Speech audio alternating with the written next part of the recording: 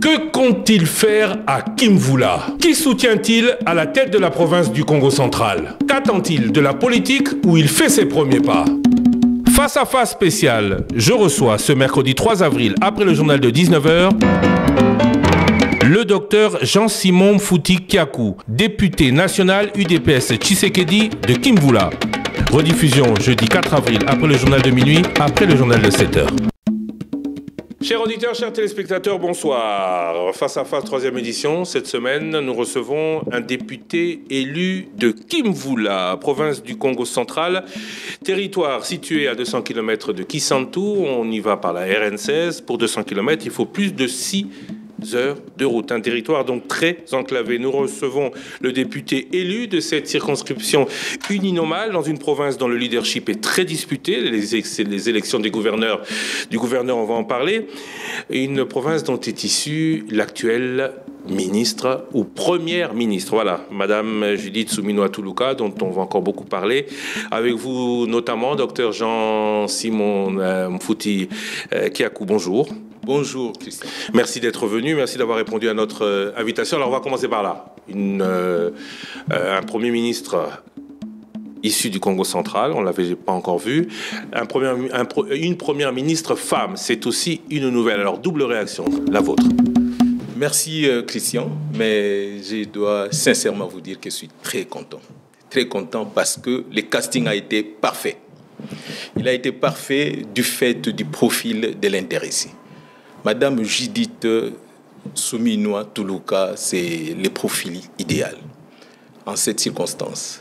À travers la campagne du chef de l'État, il a lancé plusieurs défis. Les gens ont posé beaucoup de problèmes.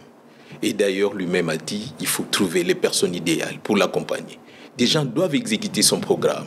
Et là, elle est tombée sur Madame Judith Suminwa. Voyez vous-même son CV.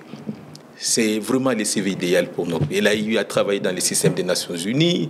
C'est une dame exceptionnelle. Elle fait partie des valeurs de la République. Et je dois vous dire, même sur le plan social, personnellement, elle m'appelle même Mbouda. Et pourtant, elle est mon aînée de quelques mois. J'ai beaucoup de considération pour elle et je crois qu'elle va relever les défis. D'autre part, elle est de la province du Congo central. Vous savez, aujourd'hui, même pour un papa à la maison, elle fait étudier ses enfants. Dès lors qu'on programme, qu'on dise que son enfant est premier, c'est une joie. La joie, elle est totale. C'est la même chose pour nous, les Né-Congo. Nous sommes contents parce que les profils que recherchait les chefs de l'État, il a déniché chez nous. Et nous sommes contents. Nous ne sommes pas des tribalistes, mais nous sommes contents et fiers parce que cette dame a été retrouvée chez nous. Et nous allons tout faire pour qu'elle fasse un bon travail et elle est très consciente pour ça. Comment vous expliquez que ces derniers temps, depuis cette nomination en tout cas, certains s'obstinent à dire qu'elle n'est pas du Congo central? Je voudrais dire ça peut-être en lingala, c'est pas normal. Chaque fois qu'il y a de tels événements, les gens viennent avec des contre-vérités. Madame, son Excellence Judith Suminwa Tuluka est au Congo. Elle est au Congo, elle participe à tous les événements des Bas-Congo. Elle est là. Son père est connu, ses parents sont connus. Et donc, c'est normal. C'est normal que nous puissions être contents. Donc, nous ne sommes pas en train de rêver. C'est notre sœur et elle restera notre sœur. Elle est au Congo, c'est tout. On n'a pas trop expliqué. Ceux qui sont en train de vivre avec cette contre-vérité, et bon, je sais pas. Il faut les ignorer carrément. Vous avez dit longtemps au PNUD, ministre d'État au plan, après avoir été à la veille, à la surveillance, à la veille stratégique. Oui. Est-ce que ce choix signifie pour le président qu'il veut plus se concentrer sur l'intérieur du pays que sur l'extérieur? Non, il faudrait noter que quand je parle de profil idéal, c'est parce qu'elle est passée par le système des Nations Unies, comme je disais. Elle est passée par les cabinets du chef de l'État comme coordonnatrice adjointe au niveau de la veille stratégique, l'adjointe donc de M. François Mamba. Elle est passée au ministère du Plan à travers le gouvernement Sama II. Il faut noter, elle a acquis beaucoup de choses. Elle a démontré ce qu'elle devait faire. Oui, j'ai bien compris ça, mais le fait de choisir une ministre du Plan signifierait, dans le chef du président de la République, de plus faire à l'intérieur du pays. On l'a vu, elle a été désignée au moment du PDL 145 pour développer les territoires. Est-ce qu'on peut dire que, en choisissant Madame Souminois, le président Tshisekedi veut plus se concentrer sur le social, sur l'intérieur du pays. Je rappelle aussi que vous avez à peu près le même profil d'intérieur et de social. Ok, je voudrais noter et il faudrait que les gens sachent que vraiment, voilà pourquoi je parle d'un profil idéal. Elle s'est occupée de 145 territoires. C'est un processus qui est encore en cours. Ça concerne l'ensemble du pays et aucun espace n'est laissé. Et donc, par rapport à ça, donc elle va vraiment exécuter correctement le plan que les présidents s'est taillé en ce qui concerne son deuxième mandat. Donc cela va se faire dans un contexte vraiment particulier avec le profil qu'il fallait attendre. Elle va s'atteler à ça, mais il ne faudrait pas ignorer qu'elle a travaillé aussi dans les systèmes des Nations Unies, donc l'extérieur ne sera pas négligé. Donc, parce que quand vous gérez un gouvernement, c'est un tout. Et donc, l'accent sera particulier, effectivement, en ce qui concerne le social du peuple congolais. Moi, je vous pose la question parce que vous êtes un député de l'intérieur du pays. RN16, vous êtes à Kinshasa, vous allez sur Kisantu sur la RN1, et puis vous prenez la RN16 sur la gauche, direction Popokabaka. Il faut 200 km pour rejoindre votre territoire. Il faut plus de 6 heures pour rejoindre votre territoire, un territoire enclavé dans un pays normal, normalement 2 heures, 3 heures de Kinshasa. Il faut presque une journée pour arriver chez vous. Parlez-nous un peu de votre territoire de Kimvula. Vous avez parfaitement raison que le chef-lieu du territoire de Kimvula se trouve à 200 km de Inkisi, de la RN1, au niveau de Kisantu. À 200 km, il faut noter que la limite entre les territoires de Madimba et le centre et le chef-lieu de Kimvula est à peu près de 60 km. Donc, les 140 km sont dans les territoires de Madimba. Et la partie la plus difficile se retrouve dans les territoires de Madimba. C'est pourquoi d'ailleurs nous sommes en train de mutualiser nos forces avec les collègues de Madimba, les deux élus de là. Et donc par rapport à ça, la situation est délicate. Délicate dans le sens que les voies de communication posent problème. Vous ne pouvez pas parler développement, vous ne devez pas parler social tant que les voies de communication posent problème.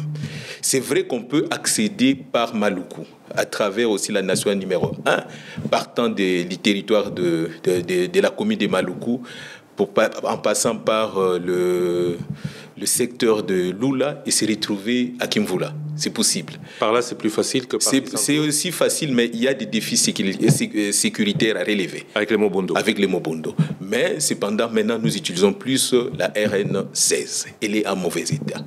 Et cette nationale en mauvais état, nous avons eu à échanger à ce sujet. Et le chef de l'État, lors de sa campagne électorale, en passant par Inkisi, alors qu'il devait tenir un meeting là-bas, nous y étions et le chef de l'État a rassuré la population de Madimba et de Kimvula qu'il va s'occuper de cette RN16.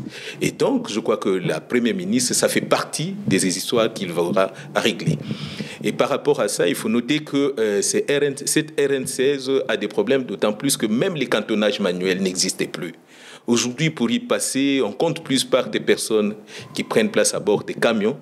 Quand on les retrouve, ce sont eux-là avec des outils de fortune arrivent à aménager la voie, surtout quand il a plu pour y parvenir. Et c'est ça qui justifie même qu'on prenne parfois du temps.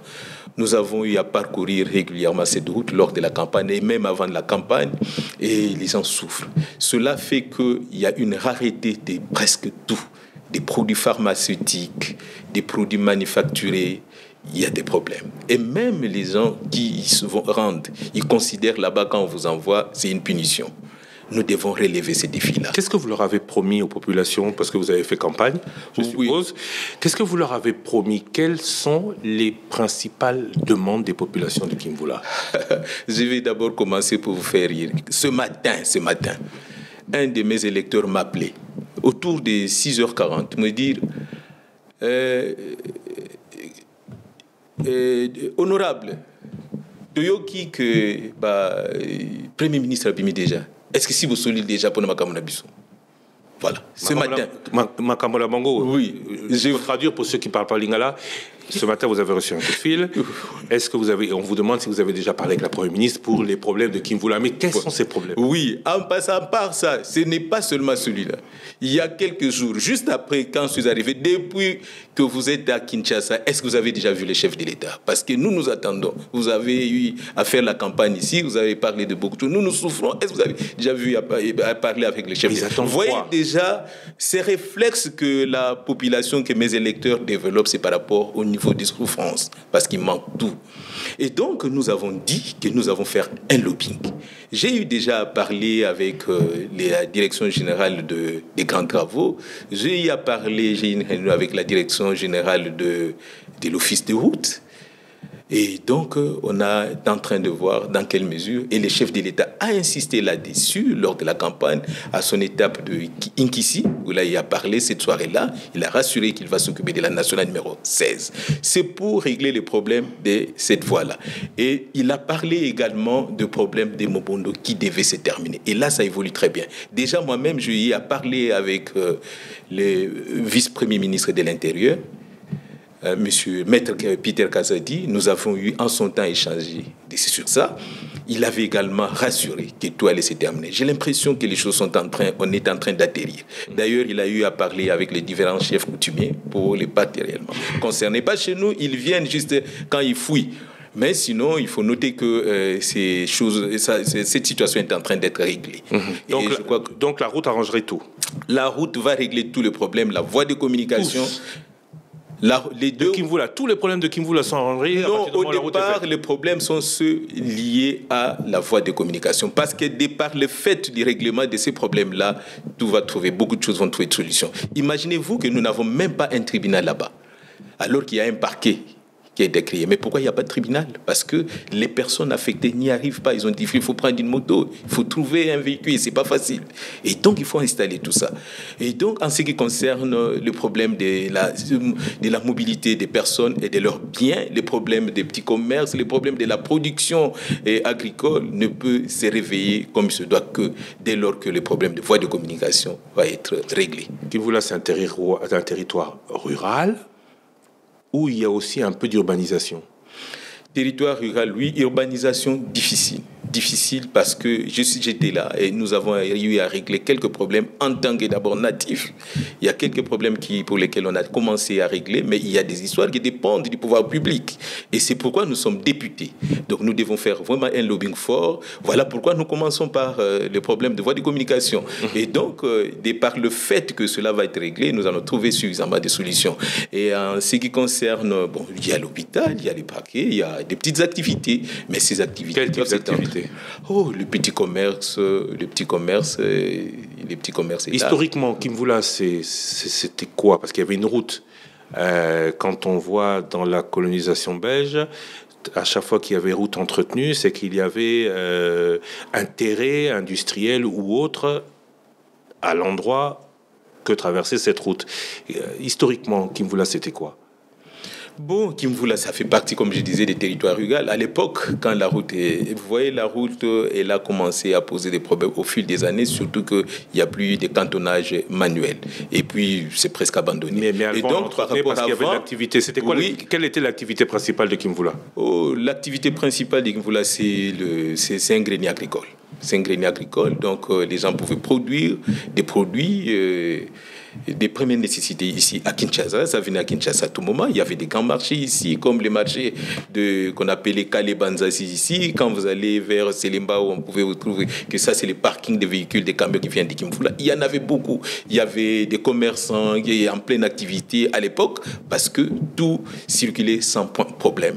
Mais aujourd'hui, les difficultés de circulation font que nous puissions avoir ce genre de difficultés et ces petits commerces est en veilleuse. Et l'UDPS Tshisekedi, élection législative 2023, docteur Jean-Simon Fouti-Kiakou, on vous connaissait à l'époque comme directeur général intérimaire. Vous avez fait toute votre carrière à la Caisse nationale, anciennement Institut national de sécurité sociale. Pourquoi vous êtes-vous lancé en politique? D'abord, il faut noter que c'est vrai, je suis un agent de carrière, je suis un agent administratif. En tant qu'agent administratif, je ne devais pas faire la politique.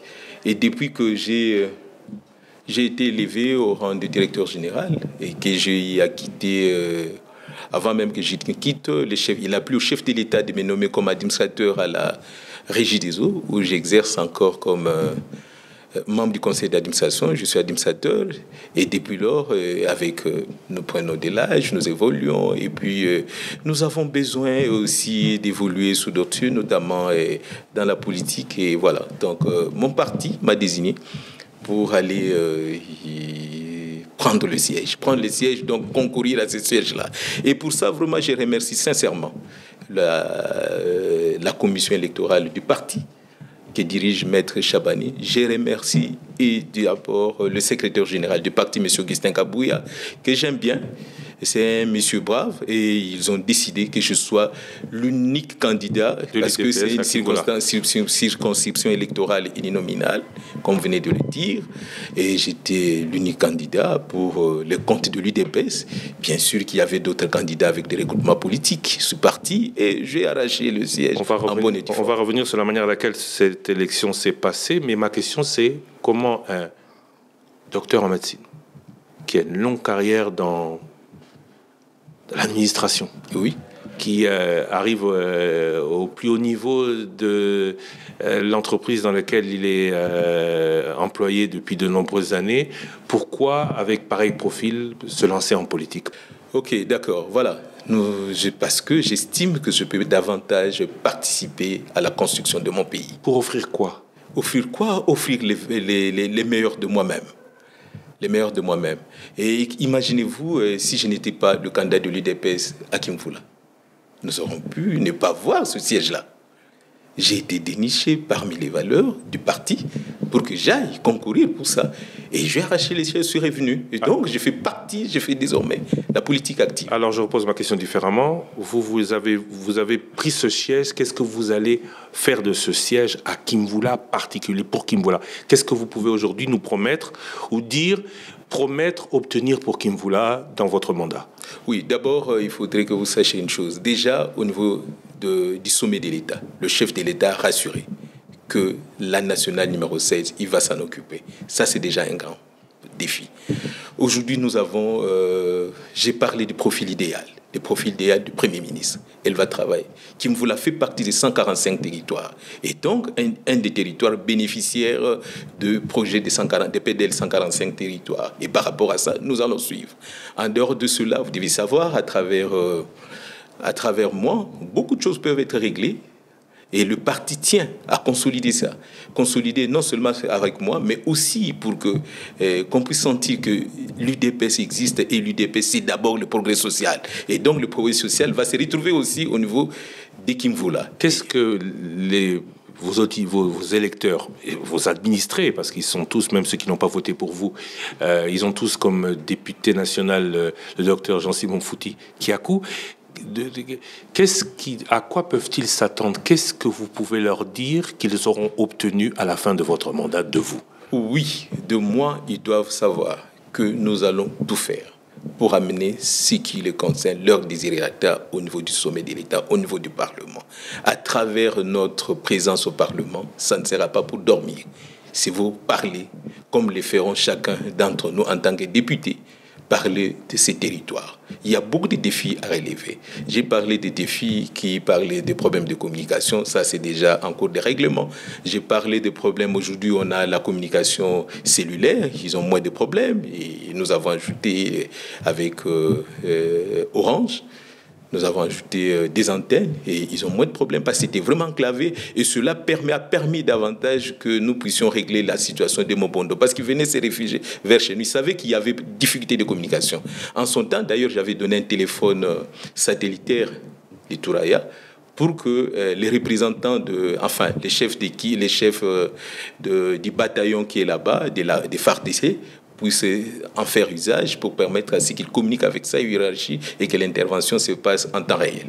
C'est une situation d'ailleurs bien que réglée dans ce sens-là. Voilà pourquoi nous parlons du problème de la nation numéro 1, parce que chaque fois qu'il y a un problème d'incursion, surtout que Kimvula fait frontière avec l'Angola, fait frontière avec Kwango, fait frontière avec Kinshasa, chaque fois qu'il y a des problèmes, dès lors que les voies de communication ont des problèmes, on aura une intervention retardée. Aujourd'hui, on peut le régler, on pourra le régler dans les jours à venir avec beaucoup plus de facilité. En dehors de cela, le commerce va se réactiver. D'autant plus que dès lors que nous allons tout faire avec ces lobbying, à travers notre démarche, à travers l'insistance, le chef de l'État dans son programme, mais aussi à travers le BDL 145 territoire pour que ces activités reprennent. Les écoles vont reprendre, les gens iront étudier. Là, il y en a qui quittaient ici, ils allaient étudier à Kimvula. Il y en a qui allaient là-bas pour vendre, parce qu'aujourd'hui, les commerces, il faut l'installer partout. Et demain, on aura aussi des Chinois, par exemple, à Kimvula. On aura n'importe quel type d'activité, parce que la route pourra faciliter les échanges. Et donc, Kimvula va retrouver son sourire. Vous avez parlé de communication cellulaire. Moi, je vous parle d'électricité, je vous parle de distribution d'eau. Est-ce que cela est une chose acquise à Kimvula? C'est parmi les grands défis aussi, en ce qui concerne l'électricité. Il faut noter que pendant que j'étais là, même les télévisions publiques qu'on a eu installées, nous avons utilisé un système de panneaux avec des batteries à lithium pour qu'ils puissent suivre ça. Nous avons des problèmes sérieux d'électricité comme il y en a partout. Et donc, aujourd'hui, les gens utilisent parfois des groupes électrogènes pour qu'ils puissent avoir la lumière. Il n'y a pas la SNEL, il n'y a pas la régie des eaux. Il n'y a pas la SNEL, mais pour la régie des eaux, on est aussi sur cette démarche avec la direction générale de la régie des eaux pour qu'on installe le forage. Et je crois que nous allons trouver une solution. On pourra distribuer de l'eau. L'unique forage qu'il y a eu a été installé par les gouverneurs. Je crois qu'il y en a deux. Le gouverneur de province, M. Gimbandou, que je félicite parce qu'il l'a fait. Donc à l'hôpital, il y a maintenant un forage, les gens vont puiser de l'eau, sinon ils le font à la source. Ce qui n'est pas normal parce que nous sommes au 21e siècle, les habitudes doivent changer. Vous devez avoir l'eau chez vous. Vous ne devez pas aller toujours à la source même quand il pleut. Et souvent l'eau de la source, qui du reste n'est pas traitée, pose problème.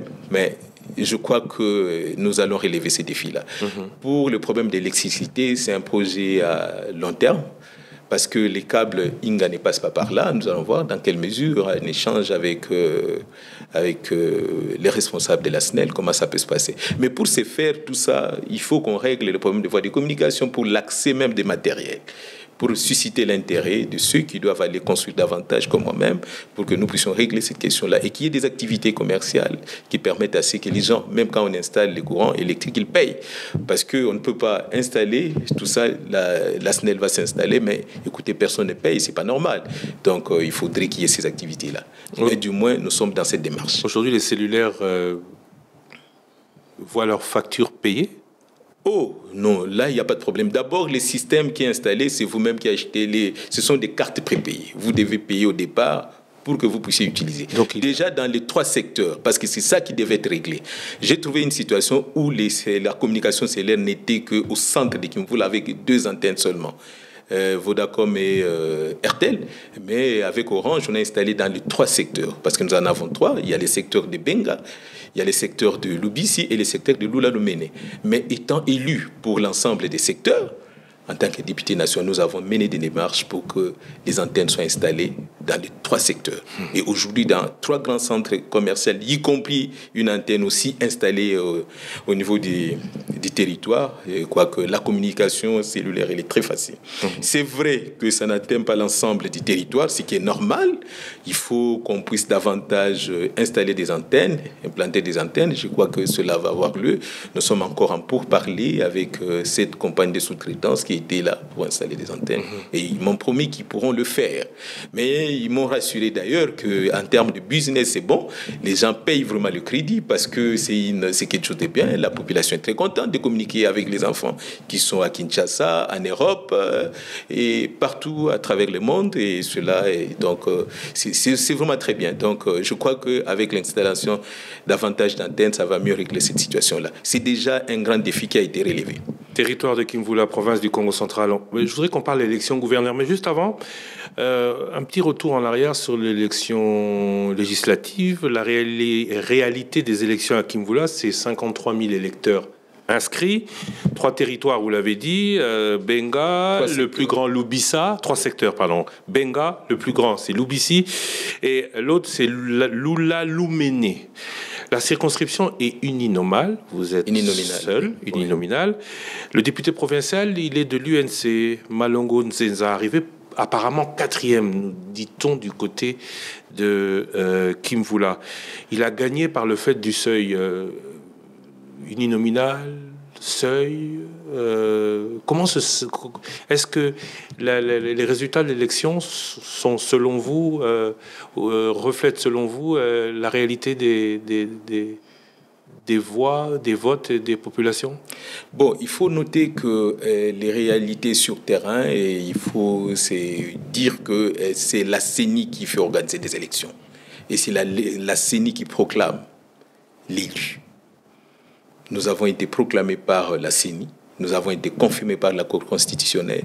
Monsieur Maître Malungu Nziza a été proclamé par la CENI, a été confirmé par la Cour d'appel de Matadi. Et je crois qu'il n'y a pas de problème. En ce qui concerne la CENI, il faut noter aussi que par rapport au fait de la loi, l'interprétation revient aux cours des tribunaux. Et donc, c'est une histoire qui concerne les cours des tribunaux. La CENI a proclamé et donc nous ne pouvons... Vous ne voulez pas commenter? Je ne peux pas commenter parce que celui-là, il est élu, c'est un fils de Kim Vula, il est là. Et donc, d'ailleurs, il a été plusieurs fois mon avocat conseil. Donc, il est là. Vous voulez pas commenter, mais vous voulez bien que l'on commente ensemble la bagarre de l'élection du gouverneur. Il y a de nombreux candidats, on ne va pas les citer tous, mais il y a le gouverneur sortant qui est face à son vice-gouverneur sortant. Chacun des deux camps déclare être soutenu par l'Union Sacrée. L'Union Sacrée, finalement, elle soutient qui? Bon, d'abord, pour revenir un peu en arrière, je voulais préciser, il ne revient pas à un député national que je suis de commenter sur les détails des élections. Non, là, ça... Vous imaginez les types de polémiques que j'aurais créés. Mais je vous dis, la population doit respecter ce qui a été proclamé. Quand on proclame, on dit que la CENI proclame telle personne, c'est celle-là. Donc voilà, c'est tout. Alors, le reste, ce sont de combats. On a bien compris que vous ne voulez pas en parler. Ok, d'accord. Qui est le ticket de l'Union Sacrée? Guy Bandou ou Ras Bilolo? Je crois que j'ai difficile à préciser le ticket de l'Union Sacrée. D'autant plus que je ne fais pas partie du présidium de l'Union Sacrée. Mon secrétaire général, que je salue en passant, que je respecte beaucoup, a eu à recevoir le candidat. C'est un parent. Il a reçu Grace Bilolo, il a reçu Guy Bandou, et sûrement il en a reçu encore d'autres, comme il le fait pour toutes les provinces. Et donc, comme ils ont été aussi ailleurs, pour les différents candidats des autres provinces. Mais là, il faut noter que les meilleurs vont l'emporter. C'est une élection qui est d'ailleurs une élection, c'est un vote secret. Et c'est au deuxième, avec des grands électeurs, qui sont les députés provinciaux, ils vont élire que le meilleur la personne de qualité. Oui. Mais vous trouvez normal que dans la même famille, plutôt que de faire une bagarre qui pourrait faire perdre la bataille à la famille, on amène tout le monde sur le champ de bataille, quitte à ce que l'Union Sacrée se batte contre des militaires de l'Union Sacrée? Non, c'est pas normal. D'abord, je ne peux pas commenter et surtout pas, je suis mal placé et sinon ce serait du désordre que je comprenne sur ce qui se passe au sommet du président de l'Union Sacrée. Vous savez, les gens sont là, ils sont libres. Chacun a eu à postuler, à déposer sa candidature. Et puis, bon, maintenant, les meilleurs vont l'emporter, ça s'arrête là. Mais quant à la politique de savoir qui est le ticket choisi par l'Union Sacrée, il ne me revient pas de commenter sur ça. Ce serait de l'indiscipline. Ni de commenter sur celui qui, selon vous, serait le mieux à même de diriger la province. Il y a beaucoup de candidats, ils doivent être autour des 14. Je connais tout le monde. Je connais tout le monde, sinon ce serait vraiment irresponsable de ma part. Mais parce que vous connaissez tout le monde, vous savez nous dire qui est le mieux placé? Non, le vote est secret. Qui est le plus compétent? Là, je parle à l'expert, ancien directeur général de la CNSS, qui a l'habitude de la gestion des hommes et des compétences. Et donc, non. C'est vraiment prendre trop parti pour quelqu'un. Mais il faut noter que la compétence s'analyse par l'appréciation individuelle.